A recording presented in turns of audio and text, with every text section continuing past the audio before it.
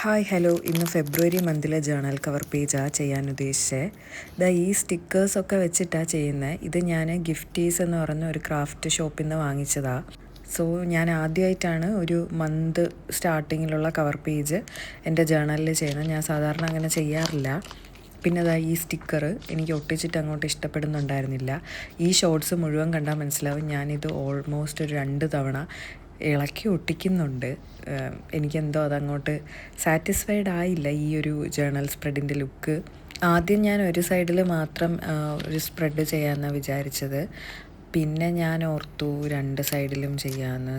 ഞാൻ ആദ്യം ഒട്ടിച്ച സ്റ്റിക്കേഴ്സ് അടുത്ത പേജിലോട്ട് പേസ്റ്റ് ചെയ്തു. എന്നിട്ട് ആ ഒരു സെറ്റിൽ തന്നെ ഉണ്ടായിരുന്നതാണ് ഈ ഒരു യെല്ലോ ഫ്ലവേഴ്സിൻ്റെ സ്റ്റിക്കേഴ്സ്. ഞാൻ ആ സ്റ്റിക്കേഴ്സ് മെയിൻ പേജിൽ ഒട്ടിച്ചു. എന്നിട്ടൊരു ടു ഡു ലിസ്റ്റ് ഉണ്ടാക്കുന്നുണ്ട്.